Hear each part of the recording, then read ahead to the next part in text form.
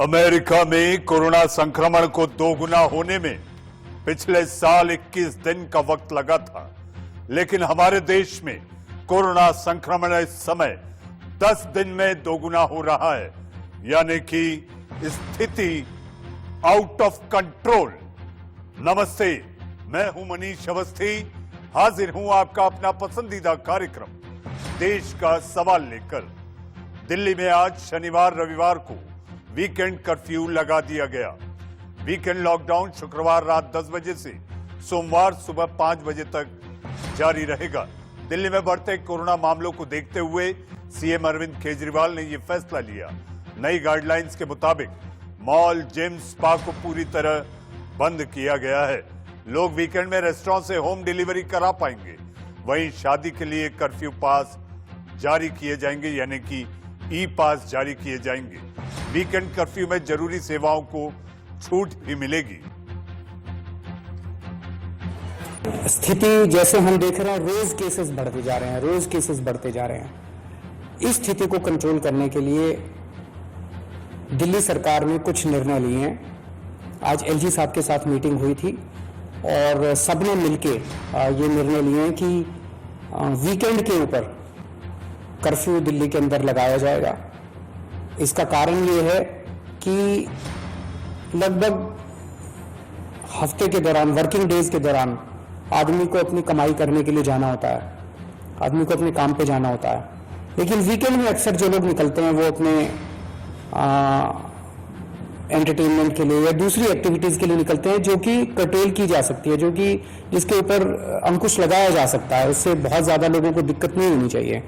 इसीलिए चेन तोड़ने के लिए वीकेंड के ऊपर, ताकि लोग ज्यादा संपर्क में ना आए, वीकेंड के ऊपर कर्फ्यू लगाया जा रहा है। जैसा मैं लगभग हर रोज, हर दूसरे दिन आप लोगों से आके बातचीत करता हूं और स्थिति को आपके सामने रखता हूं, आज भी जो दिल्ली के अंदर परिस्थिति है, हमारे हॉस्पिटल में जो प्रबंधन है, हॉस्पिटल्स का जो मैनेजमेंट है, वो स्थिति अभी फिलहाल अपने कंट्रोल में है। दिल्ली में हॉस्पिटल बेड्स की कमी नहीं है। अभी लेटेस्ट डेटा के हिसाब से 5000 से ज्यादा बेड अभी खाली हैं दिल्ली के अंदर। 5000 से ज्यादा बेड्स खाली हैं। मॉल्स, जिम्स, स्पाज और ऑडिटोरियम्स को फिलहाल बंद करने के निर्देश दिए जा रहे हैं। सिनेमा हॉल्स 30% की कैपेसिटी पे चल सकते हैं। मुख्यमंत्री जी अरविंद केजरीवाल को आप सुन रहे थे, वो कह रहे थे कि बेड्स की कमी नहीं है, लेकिन लोग फिर भी बिलबिला रहे हैं। दिल्ली के सरोजनी नगर मार्केट में क्या हाल है, बता रहे हैं हमारे संवाददाता आदित्य नायर। इंडिया में पिछले 24 घंटे में 2 लाख से ज्यादा केसेस आए हैं और दिल्ली की अगर हम बात करें तो 17,000 से ज्यादा कोरोना वायरस के फ्रेश केसेस देखे गए हैं। 1000 से ज्यादा लोगों की मौतें हुई है पूरे भारतवर्ष में पिछले 24 घंटे में, जिसमें से 100 से अधिक लोग खुद दिल्ली में ही जिन्होंने जान खोई है अपनी इस महामारी के चलते। और कोरोना वायरस की इस महामारी के चलते अब दिल्ली में ये बात उठने लगी है कि वीकेंड का लॉकडाउन लग सकता है और इस पर अरविंद केजरीवाल जो है दिल्ली के चीफ मिनिस्टर, वो अनाउंस कर सकते हैं वीकेंड लॉकडाउन। वो इसी वजह से, क्योंकि मैं भी जैसे सरोजनी नगर मार्केट में खड़ा हूँ और आप यहाँ मेरे पीछे देख पाएंगे कि हम मार्केट में कितने लोग हैं जो आ रखे हैं यहाँ पे। और मार्केट में धीरे धीरे आप रोज प्रतिदिन हम देखते हैं कितने लोग यहाँ पे मार्केट में आते हैं और यहाँ पे एक सुपर स्प्रेडर जैसी के तरीके से ये पूरा इवेंट जो है यहाँ पे बन जाता है। ये मार्केट्स जैसी जगह बन जाती है वो, इसीलिए कहीं ना कहीं अब वीकेंड लॉकडाउन का अनाउंसमेंट हम उम्मीद कर सकते हैं। बहुत जल्द अरविंद केजरीवाल एक प्रेस कॉन्फ्रेंस करेंगे जिसमें वीकेंड लॉकडाउन की बातें करेंगे, जिस तरीके से महाराष्ट्र में देखा गया था। नाइट कर्फ्यू दिल्ली में पिछले बहुत दिनों से चल ही रहा है, पर इसके बावजूद भी कहीं ना कहीं केसेस कम नहीं हो रही है, लोगों की जाने लगातार जा रही हैं। तो वीकेंड कर्फ्यू का अनाउंसमेंट अब बहुत जल्दी हम उम्मीद कर सकते हैं। और जैसे मैंने बताया वो इसीलिए क्योंकि मार्केट्स में यही देखा जा रहा है कि सोशल डिस्टेंसिंग का लोग पालन नहीं कर रहे हैं, मास्क लोग ढंग से नहीं पहन रहे हैं और इसी सब के चलते ही अब कोरोना वायरस की जो महामारी है वो बहुत ज़्यादा फैलने लगा है।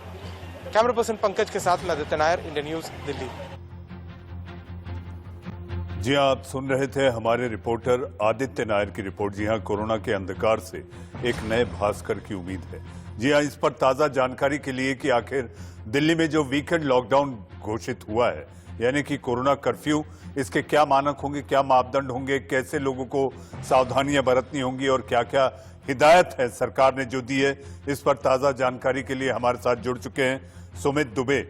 सुमित, मुख्यमंत्री अरविंद केजरीवाल ने कहा है 5000 बेड खाली हैं, लेकिन जितनी जानकारी और खबरें आती हैं उसके मुताबिक लोग अभी भी बेड के लिए बिलबिलाते दिखाई देते हैं।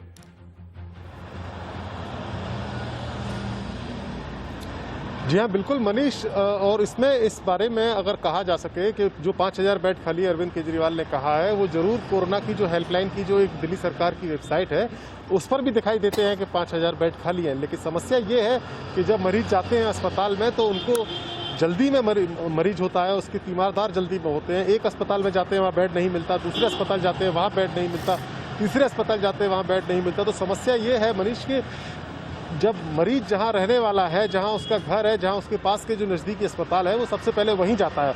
वहां अगर बेड खाली नहीं मिलता और उससे करीब 40 किलोमीटर दूर दिल्ली में, क्योंकि दिल्ली काफ़ी बड़ी है, एक दूसरे अस्पताल में अगर बेड खाली है तो वहां तक पहुंचने में काफ़ी वक्त लग जाता है।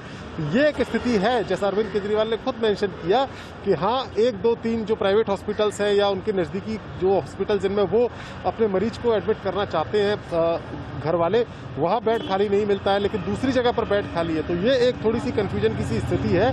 बेड खाली है ऐसा दावा अरविंद केजरीवाल का है, लेकिन हमने कई बार देखा, कई लोगों को देखा जो कि कार में या अलग अलग प्राइवेट व्हीकल्स में, एम्बुलेंसेज में अपने घर वालों को लेकर अलग अलग अस्पतालों को चक्कर भी काटते हुए हमने लोगों को देखा, लेकिन उन्हें एडमिशन नहीं मिला। ये स्थिति है इस समय। इसके अलावा एक और बात हम कहें कि प्लाज्मा को लेकर भी काफ़ी इस समय गंभीर स्थिति बनी हुई है। प्लाज्मा थेरेपी एक अच्छी थेरेपी मानी जाती है कोविड के इलाज के लिए, जो कि अति गंभीर मरीजों को दी जाती है। बहुत सारे सोशल मीडिया पर मनीष आप भी देख रहे होंगे, हम भी देखते हैं, लगातार हमारी जो सोशल मीडिया के जो अकाउंट्स हैं उसकी टाइमलाइन पर लगातार ऐसी रिक्वेस्ट बहुत ज्यादा आ रही है, जिसमें किसी को प्लाज्मा चाहिए, किसी को रेमडेसिविर चाहिए। सुमित दुबे, आपका इस तमाम जानकारी के लिए बहुत बहुत धन्यवाद। और जहां तक बात की जाए ई पास को लेकर, ई पास के लिए भी लोगों को संघर्ष करना पड़ता है, इतनी आसानी से ई पास भी नहीं मिलते। जी, आप देश की राजधानी से चलते हैं देश की आर्थिक राजधानी की ओर। दुनिया का सबसे बड़ा कोरोना हॉटस्पॉट बनने जा रहे महाराष्ट्र के हालात काफी खराब हैं। कल रात 8 बजे से शुरू हुई ब्रेक द चेन मुहिम का असर आज मुंबई की सड़कों पर नहीं दिखाई दिया। लोग अपनी गाड़ियों के साथ सुबह सड़कों पर उतर आए और सड़कों पर भारी ट्रैफिक देखने को मिला। महाराष्ट्र में पिछले 24 घंटे में 58,952 नए केस सामने आए हैं और पिछले 24 घंटे में 278 लोगों की जान जा चुकी है। महाराष्ट्र में रोजाना कई 100 लोगों की मौत हो रही है। मौत का आंकड़ा इतना बढ़ गया है कि यहां शवों की लाइन लगी हुई है। उस्मानाबाद यानी कि मराठवाड़ा के उस्मानाबाद में श्मशान घाट में भी कुछ ऐसी ही तस्वीर देखने को मिली, जहां भारी तादाद में कोरोना मरीजों के शव लाए गए और उन्हें जलाने के लिए घंटों इंतजार करना पड़ा। यहां शमशान घाट पर 19 शवों को एक साथ जला दिया गया। एक तरफ कोरोना तांडव मचा रहा है तो कोरोना के बढ़ते मामलों को देख एक बार फिर से मजदूरों के पलायन की तस्वीरें भी सामने आ रही हैं। मुंबई के कुर्ला टर्मिनस के अंदर ट्रेन के अंदर ठूस ठूस कर अपने घर को जाते मजदूर नजर आ रहे हैं। वहीं फिल्म सिटी में भी शूटिंग को रोक दिया गया है। महाराष्ट्र में आज रात 8 बजे से लॉकडाउन रहेगा। करीब 15 दिन के लिए लॉकडाउन लगा दिया गया है, जिसमें जितने भी फिल्म के जो शूटिंग के जो इलाके हैं, साथ में जो प्रोडक्शन हाउस है और जो स्टूडियो है, वो भी बंद रहेंगे। सरकार ने जो नया ऐलान किया है, जो आदेश दिया है, GR निकाले, उसमें साफ तौर पर लिखा गया है कि फिल्म की शूटिंग की इजाज़त 15 दिन के लिए नहीं दी जाएगी। जी आप देख रहे थे महबूब स्टूडियो। जी हाँ, महबूब स्टूडियो जो कि बांद्रा में पड़ता है, वहां से हमारी संवाददाता प्रीति सोमपुरा की रिपोर्ट। मुंबई में क्या हाल है, दिन भर मुंबई कैसी रही? जी हाँ, 24 घंटे के भीतर अब से 1 घंटे बाद 24 घंटे हो जाएंगे, जो कि महा कर्फ्यू जैसा माहौल बनने की बात की जा रही थी, क्योंकि ब्रेक द चेन के लिए जरूरी है कि लोग खुद अपने आप को स्वनियमन करें। हमारे साथ हमारे संवाददाता अभिषेक शर्मा हमारे साथ मौजूद हैं। अभिषेक, मुंबई के क्या हाल है?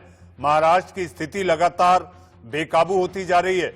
ऐसी सूरत में सुबह हमने आपकी रिपोर्ट देखी थी, कुर्ला टर्मिनस में लोकल हो या पलायन कर रहे मजदूर ट्रेनों में ठूस ठूस कर भरते हुए दिखाई दे रहे हैं। बिल्कुल सही कहा आपने मनीष जी, और यही वजह है कि देखिए अभी भी आप देखो ब्रेक द चेन को 24 घंटे कुछ ही देर बाद यानी 1 घंटे बाद हो जाएंगे और साफ है कि इसका जो परिणाम है वह कहीं भी दिखाई नहीं पड़ रहा है। कारण क्योंकि जहां पे अगर हम ट्रेन की बात करें, बसेस की बात करें, मार्केट की बात करें, सभी जगहों पर अभी भी भीड़ वैसे दिखाई पड़ रही है जैसे कल थी।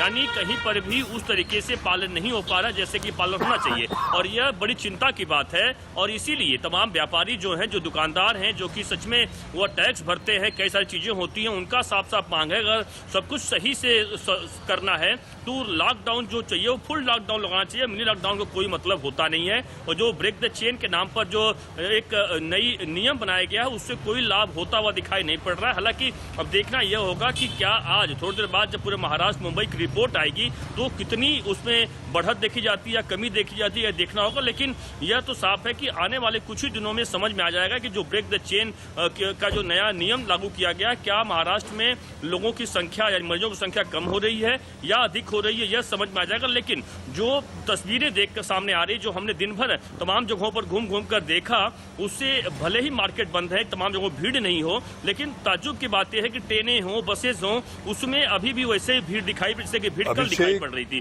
तो लोग कहाँ जा रहे हैं, क्या कर रहे हैं, प्राइवेट बंद है, यह बड़ी चिंता की बात। अभिषेक, एक छोटा सवाल और छोटा जवाब चाहेंगे।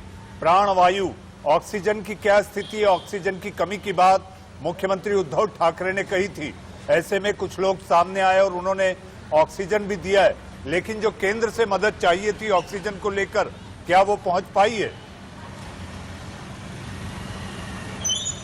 देखिए इस पूरे मामले पर अभी आधिकारिक बयान किसी का नहीं आया कि क्या केंद्र से मदद मिली है नहीं मिली है, लेकिन हाँ बिल्कुल महाराष्ट्र के मुख्यमंत्री तो साफ साफ कहा गया है कि ऑक्सीजन की कमी है। लेकिन कुछ ऐसे बड़े कंपनियां सामने आए हैं कि जो ऑक्सीजन देने को तैयार हुए हैं, तो कह सकते हैं अभी हाल फिलहाल में कमी जरूर है लेकिन बहुत संकट नहीं है। आपने देखा होगा कि वसई इलाके में 13 लोगों की मौत हो गई ऑक्सीजन की कमी की वजह से, तो जरूर ऑक्सीजन की कमी तो है, लेकिन हम कह सकते हैं अभी सामान्य चल रहा है, कोई बहुत चिंता वाली बात अभी हाल फिलहाल में कह सकते नहीं है। जी अभिषेक, आपका बहुत बहुत धन्यवाद इस तमाम जानकारी के लिए। इस पर चर्चा करने के लिए हमारे साथ पद्मश्री डॉक्टर मोहसिन अली हमारे साथ हैं। Doctor Mohsin, can you hear me? आपको मेरी आवाज आ रही है? आ रही है। Thank you Manish ji. जी डॉक्टर साहब, आपका बहुत बहुत स्वागत है। और हम ये चाहेंगे कि इस समय लाखों करोड़ों दर्शक आपको देख रहे हैं, सुन रहे हैं, और हम ये चाहेंगे कि ये जो लहर आई है, जो डरा रही है, सहमा रही है, आखिर इस लहर को लेकर क्या हमारे लोग जो लापरवाह हुए वो बड़ी वजह रही, और इसके कारण अब स्वास्थ्य सेवाओं पर जो दबाव पड़ रहा है उसका भुगतमान किसी और को नहीं बल्कि उसी आम इंसान को भुगतना पड़ रहा है? डॉक्टर वली, मैं कई दिन से देख रहा हूं, मैंने आपके चैनल पे भी और प्रोग्राम दिए हैं पिछले हफ्ते इस हफ्ते, और बड़ा दिल मेरा दुखता है। इन गरीब मरीजों ने हमारा क्या बिगाड़ा है, और इन गरीब लोगों ने जो ये रेलों में बैठ के जा रहे हैं घर अपने, हमारा क्या बिगाड़ा है।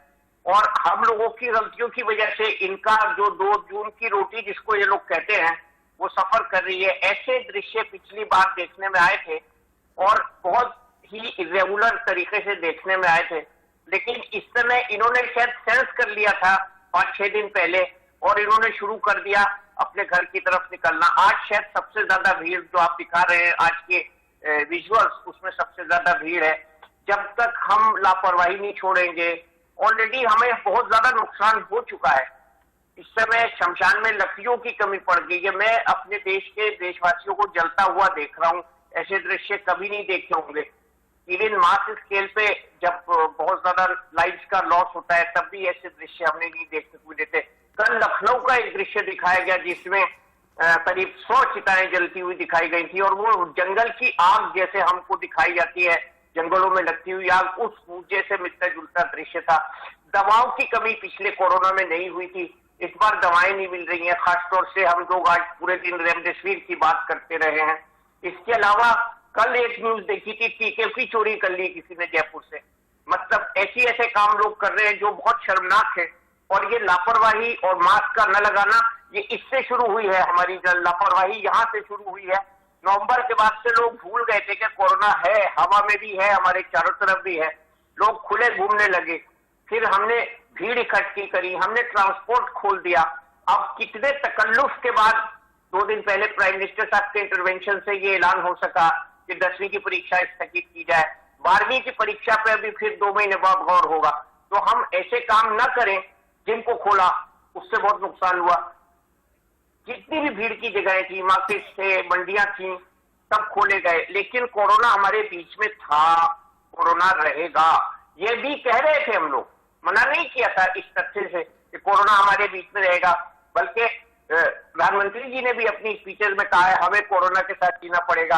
हमारे दिल्ली के चीफ मिनिस्टर साहब ने भी बार बार कहा और सब मुख्यमंत्रियों ने कहा, जिससे भी आप लोग सवाल पूछते थे उन्होंने जवाब में साथ में ये बात भी कही कि अब हमें कोरोना के साथ जीना पड़ेगा, ये हमारा लाइफ स्टाइल बन जाएगा। लेकिन हम ये वाला भूल गए, कोरोना का दरवाजा बंद करना।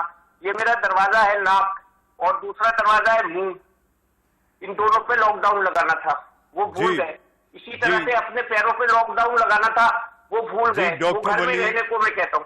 डॉक्टर वली, पिछले साल तो कोरोना बिन बुलाए आ गया था, लेकिन इस साल तो बाकायदा आम इंसान की लापरवाही के कारण आया है, ऐसा कहा जा सकता है। डॉक्टर वली, आप बने रहें हमारे साथ। छत्तीसगढ़ में भी कोरोना रोज लगातार अपने पैर पसार रहा है। पिछले 24 घंटे में छत्तीसगढ़ में कोरोना के 4,250 नए मामले सामने आए हैं और 73 लोगों की मौत हुई है। वहीं छत्तीसगढ़ में लापरवाही और स्वास्थ्य सेवाओं का हाल क्या है, इन 2 तस्वीरों के जरिए आपको दिखाते हैं।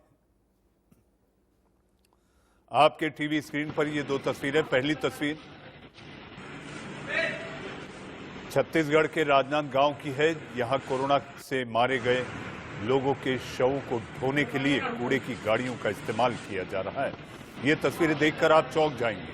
अस्पताल के बाहर जो कचरे की गाड़ी खड़ी है, इसी से ढोकर कोरोना पीड़ितों के शवों को अंतिम संस्कार के लिए ले जाया जा रहा है। दूसरी तस्वीर छत्तीसगढ़ की राजधानी रायपुर में देखने को मिल रही है। अस्पताल की मॉर्चुरी का वीडियो वायरल हो रहा है, जो अंबेडकर अस्पताल रायपुर का बताया जा रहा है।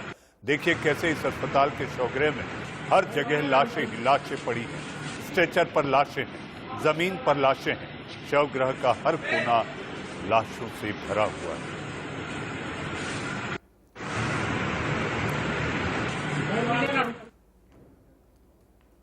इन 2 तस्वीरों के साथ साथ आखिर छत्तीसगढ़ में इस समय क्या हाल है, जी हां, ताजा अपडेट के लिए हम चलते हैं रायपुर, हमारे संवाददाता पलाश तिवारी के पास। पलाश, जो 2 तस्वीरें इस वक्त हमारे दर्शकों ने देखी, ये तस्वीरें दिल दहला रही हैं। जी हां, वहां पर आखिर सरकार कर क्या रही है और सरकार मानती है कि ये जो तस्वीरें सामने आ रही है इसका जिम्मा सरकार का है कि सरकार को जो तैयारियां करनी चाहिए थी वो नहीं कर पाई?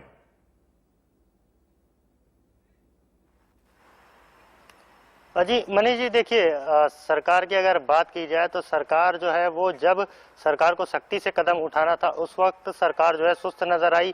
यहाँ के मुख्यमंत्री और तमाम जो नेता हैं वो असम चुनाव में ज्यादा व्यस्त नजर आए। यदि क्योंकि छत्तीसगढ़ में पिछले 2-3 महीने से लगातार कोरोना का संक्रमण जो है वो काफी तेजी से बढ़ रहा था। मरीजों की संख्या में रोज इजाफा हो रहा था, मौतों के आंकड़े रोजाना काफी तेजी से बढ़ रहे थे। लेकिन यहाँ की सरकार की अगर बात की जाए तो सरकार कभी असम चुनाव में नजर आई तो कभी सत्ता पक्ष और विपक्ष के बीच में वाद विवाद होता रहा। यानी कि सीधे तौर पर अगर कहा जाए तो जिस रोड सेफ्टी क्रिकेट टूर्नामेंट में बाकी जो राज्य हैं उन राज्यों ने इनकार कर दिया था कि रोड सेफ्टी क्रिकेट टूर्नामेंट हम नहीं कराएंगे, दर्शकों को हम नहीं बुला सकते। लेकिन उस रोड सेफ्टी क्रिकेट टूर्नामेंट को भी छत्तीसगढ़ के मुख्यमंत्री भूपेश बघेल छत्तीसगढ़ लेकर आए, जहां पर कोविड गाइडलाइंस का जो है वो उसकी धज्जियां उड़ाई गई।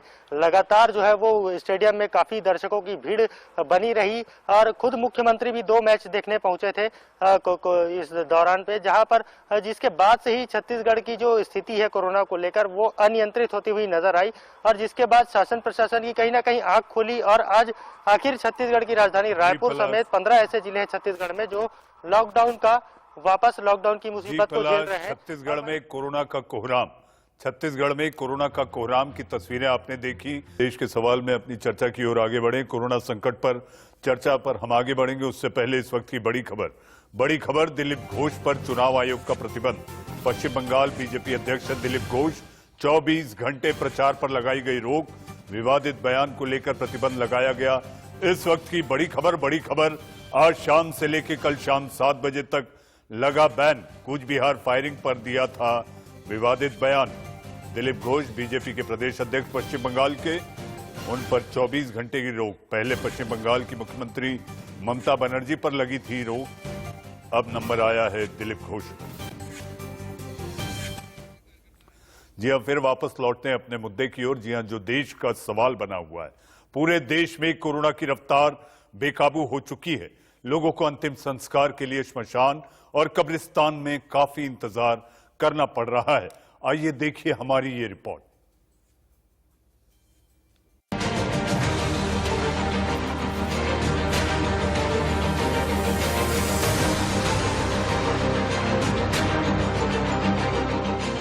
देखिए कैसे महाराष्ट्र के उस्मानाबाद के शमशान घाट में कोरोना से मारे गए 19 लोगों की चिताएं एक साथ जलानी पड़ी, जिन्हें देख किसी की भी रूह कांप जाए। दरअसल उस्मानाबाद में कोरोना की वजह से हालात इतने बिगड़ चुके हैं कि शमशान में भी लाशों को जलाने की जगह नहीं मिल रही, लिहाजा जमीन पर चिता सजाकर उनका अंतिम संस्कार किया गया। ये 19 ही नहीं, इसके बाद 8 शवों का अंतिम संस्कार और किया गया। वहाँ हालात इतने खराब हैं कि अस्पतालों में मरीजों को कुर्सी और स्ट्रेचर पर ऑक्सीजन मुहैया करवाई जा रही है। यही नहीं, कोरोना से बचाव के लिए जरूरी रेमडेसिविर और ऑक्सीजन की भी भारी कमी है। लिहाजा अकेले उस्मानाबाद में अब तक 450 से ज्यादा लोगों की मौत हो चुकी है और शमशान फुल चल रहे हैं। भोपाल में मौजूद विश्राम घाटों में अंतिम संस्कार करने के लिए जगह की कमी समेत कई मुसीबतों का सामना करना पड़ रहा है। भदभदा विश्राम घाट प्रबंधन समिति का दावा है कि पिछले 4 दिनों में करीब 200 शवों का अंतिम संस्कार किया गया। इनमें से कई लोगों का अंतिम संस्कार कोविड-19 प्रोटोकॉल के मुताबिक हुआ और शवों की संख्या लगातार बढ़ रही है।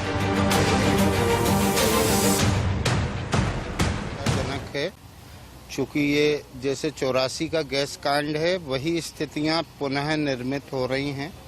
लगातार मृतक देह की तादाद बढ़ रही है। इस लिहाज से भदभदा प्रबंधन अपने पूरी कोशिश में है और हमारे साथ एक दीपक सिंह जी हैं, इनकी मदद से ये नए चिता स्टैंड बनाए गए।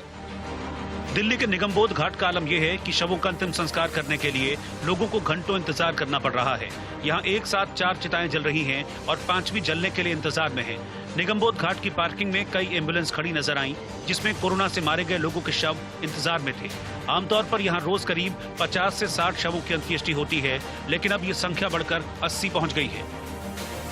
आपको बता दूं कि यहाँ पर पहले 20 प्लेटफॉर्म्स हैं जहाँ पर पहले बॉडीज को जलाया जाता था, लेकिन क्योंकि दिल्ली के अंदर मौतें जो हैं उसमें लगातार इजाफा हो रहा है, इसीलिए अब जो एडमिनिस्ट्रेशन है, जो निगमबोध घाट का जो मैनेजमेंट है, उसने उस नंबर को बढ़ाकर 38 कर दिया। यानी पहले 20 जगहों पर चिता जलाई जाती थी, अब 38 जगहों पर चिता जलाई जाती है।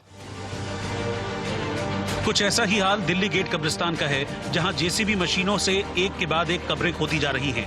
कब्रिस्तान के रखरखाव के जिम्मेदार बताते हैं कि हालात पिछली बार से बहुत बुरे हैं, लिहाजा अब कब्रिस्तान में सिर्फ 90 कब्रों की जगह बची है।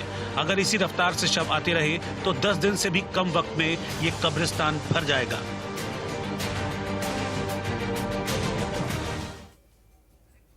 कोरोना की तेज रफ्तार को देखकर ये कहा जा सकता है कि इस पर भी एक चालान बनता है। उत्तर प्रदेश के जिन जिलों में 2000 से ज्यादा कोरोना के एक्टिव केस हैं, उन सभी 10 जिलों में यूपी सरकार ने तत्काल प्रभाव से नाइट कर्फ्यू लागू कर दिया है।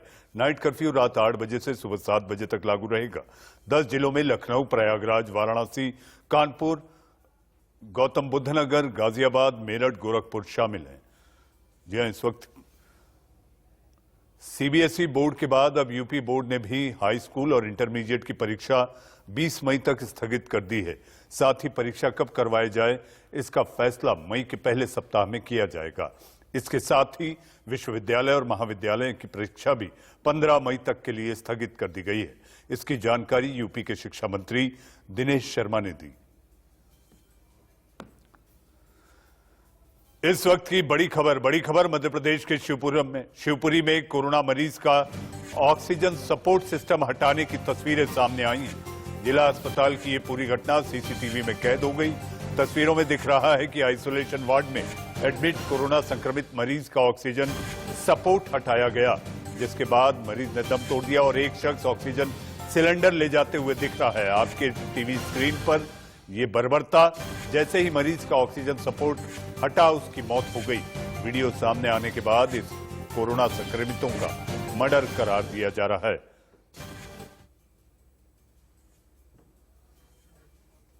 पिताजी को थोड़ी सी दिक्कत थी तो यहाँ पिताजी को भर्ती करवाया था जी। 2-3 दिन से पिताजी की स्थिति अच्छी थी, बढ़िया थी, खाना खा रहे थे, पानी पी रहे थे, सब कुछ अच्छा।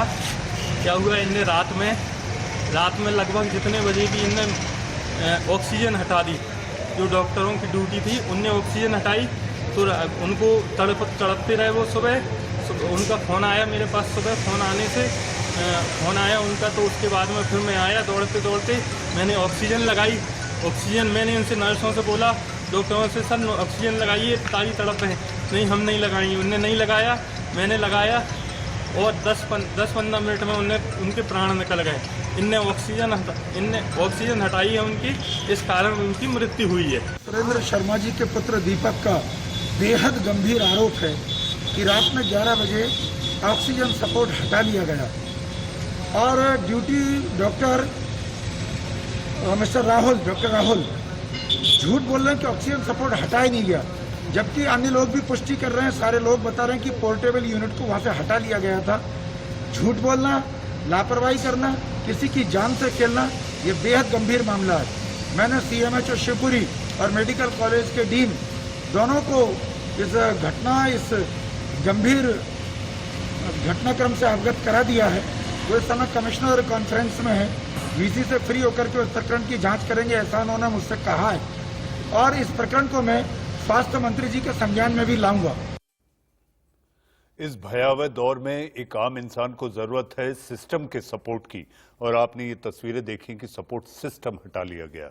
कल रांची में इलाज न मिलने से अस्पताल के बाहर कोरोना मरीज ने दम तोड़ा, और आज MP के शिवपुरी जिला अस्पताल में स्टाफ ने मरीज का ऑक्सीजन हटा दिया। आपके टीवी स्क्रीन पर ये दो तस्वीरें, एक तस्वीर झारखंड के रांची से और दूसरी शिवपुरी मध्य प्रदेश से।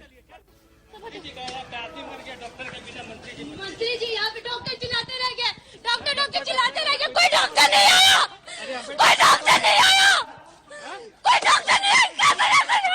मंत्री जी का इंटरव्यू लेने के लिए बैठे हैं। कब से इंतजार कर रहे थे? आधा घंटा 1 घंटे से एम्बुलेंस लेके कलेक्टर को बुला रहे हैं। क्या चलिए क्यों चले? यहाँ का अर्थव्यवस्था इतना खराब है, यहीं पे मरे हैं तड़प के मरने को वापस कर पाएंगे। इन्हीं सारी तस्वीरों पर हमारे साथ बातचीत करने के लिए पद्मश्री डॉक्टर मोहसिन वली हमारे साथ मौजूद हैं।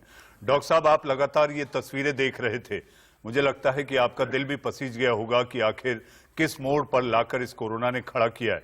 डॉक्टर साहब, हम ये जानना चाहेंगे कि ये जो नया म्यूटेंट है वायरस का, ये आखिर कहां ले जाकर छोड़ेगा? काफी खतरनाक बताया जा रहा है डॉक्टर वली। इसको भी 400 अफसर तलाश कर रहा है। ये करीब 9-10 अफसर इसके खत्म हो चुके हैं और उससे कई जहरीले म्यूटेंट्स हमारे सामने आ गए हैं। सबसे पहले पंजाब में आपने सुना था कि UK का म्यूटेंट आया था, उसके बाद Nigerian mutant, African mutant, 2 mutant और हमारे यहाँ आए हैं जो नंबर्ड म्यूटेंट थे। ये वायरस बहुत शातिर है और ये अपना रूप बदल रहा है।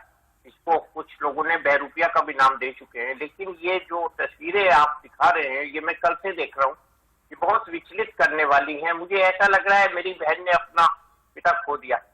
ये सब मेरी बहनें हैं, मेरे जो देश के लोग हैं, उनके शव आप दिखा रहे हैं, जिस तरह से रखे हुए हैं, जिस ज्यादती के साथ ये आ रहे हैं, इसमें किसी की गलती नहीं है। डॉक्टर वली, सॉरी, माफी के साथ आपको मैं रोक रहा हूं। मैं ये जानना चाहता हूं, आपको नहीं लगता कि हमारी व्यवस्था को इस बात का अंदाजा नहीं था और उन्होंने जिस तरह से आम इंसान ने, आम लोगों ने इससे बड़ी लापरवाही के तहत लिया कि अब तो सब कुछ खुल गया है, अब आगे कुछ नहीं होने वाला, वैसा ही हमारी सिस्टम और व्यवस्था की भी स्थिति रही जो कि दम तोड़ती हुई दिखाई दे रही है।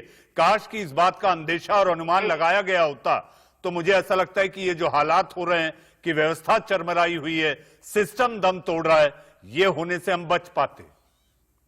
बिल्कुल आप ठीक कह रहे हैं, अंदाजा तो लगा हुआ था, लेकिन वो उधर से ये हुआ कि ये भी खोल दो, ये भी खोल दो, ये भी खोल दो, ये भी खोल दो। अब हम पिछली जो गलतियां हुई हैं उनको दोहराने के बजाय अगर हम देखिए, ये जो आप ये दिखा रहे हैं ना, ये दृश्य दिखा रहे हैं, ये दृश्य बिल्कुल अनकॉल्ड फॉर है और ये बहुत ही असामयिक है, नॉट कॉल्ड फॉर के साथ। ये इस समय हम नहीं एक्सपेक्ट कर रहे कि ये दशा हमारे देश की हो।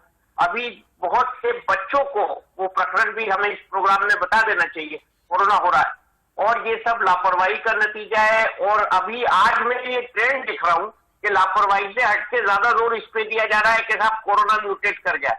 कोरोना तो म्यूटेट करेगा जब हम कोरोना के पास जाएंगे। कोरोना के लिए हम नाक के ऊपर गिलाफ नहीं लगाएंगे, नाक को मुंह को कवर नहीं करेंगे तो कोरोना अंदर जाएगा। कोरोना अब आरटीपीसीआर टेस्ट को भी डिफाई कर रहा है, बहुत बड़ी मुसीबत क्रिएट कर रहा है। डॉक्टर वली यही अहम सवाल मैं आपसे पूछना चाहता हूं। अगर रिपोर्ट नेगेटिव आ जाए, अगर रिपोर्ट नेगेटिव आ जाए और लक्षण पॉजिटिव हो तो क्या किया जाए? ये हो रहा है, ये हो रहा है, ये बहुत मुश्किल सिचुएशन है। हम सीधा मरीज हमारे पास आ रहा है डायरिया करके, उससे हम कह रहे सीटी स्कैन करा के ला, वो 4 बार हमारी तरफ को देख रहा है, ये डॉक्टर पागल है, पेट के दर्द में कैसी का सीटी स्कैन करा रहा है। ये हो रहा है, सब होना शुरू हो गया है। बच्चों को दस्त आ रहे हैं, अभी मैंने मेंशन किया था कि इसका नया सिम्टम जो है वो पेट का है, दस्त आ रहा है, हल्का बुखार आ रहा है, बुखार एक दिन आ रहा है, लोगों को पेट में दर्द और उल्टी हो रही है। ये कोरोना के टेक्स्ट बुक सिम्टम्स नहीं है। कोरोना के टेक्स्ट बुक सिम्टम वही है, नाक, गला और छाती से संबंधित खांसी और बुखार से संबंधित। कोरोना ऑलरेडी अपना रूप बदल चुका है और ये भी देख रहे हैं हम, और ये बिल्कुल ऐलान कर दिया गया है कि कोरोना 3 दिन के अंदर छाती में घुस रहा है और नाक और गले को ये बाईपास कर रहा है। और बाईपास ऐसे कर रहा है कि हमारा आरटीपीसीआर टेस्ट नेगेटिव आ रहा है, जहां टेस्ट पॉजिटिव आ रहा है वहां रिपोर्ट 5 दिन में आ रही है। तो एक सी बात हो गई ना, तो फिर कोरोना से हम कैसे बचे? एक ही इलाज रह जाता है, मैं बार बार ये मास्क लगा के घर में बैठा हुआ हूँ आज सुबह से, मेरा भी दम घुट सा रहा है, लेकिन मैं क्या करूं? मुझे डर लगता है कमरे में आने वाला कोई आदमी कोरोना न ले आए। जी डॉक्टर वली, सबसे कह रहा हूँ मास्क लगाएं। जी पद्मश्री डॉक्टर मोहसिन वली साहब, आप देश के सवाल के कार्यक्रम में आए, तमाम जानकारियां साझा की और मुझे ऐसा लगता है कि लाखों करोड़ों दर्शक इस समय अपनी सेहत से जुड़े इस कार्यक्रम को जो देख रहे थे शायद कुछ समझ जाएं। जी हाँ, अब ये कार्यक्रम खत्म करने का समय है, लेकिन जाते जाते हम इतना कहना चाहेंगे, पिछले साल कोरोना को कुचलने में भारत का डंका बजा था। पिछले साल कोरोना को कुचलने में भारत का डंका बजा था। हम आपसे केवल एक ही आग्रह करना चाहते हैं कि फिर एक बार पिछले साल जैसा अनुशासित हो जाएं। देश का सवाल में आज के लिए बस इतना ही। अब वक्त है एक छोटे से ब्रेक का।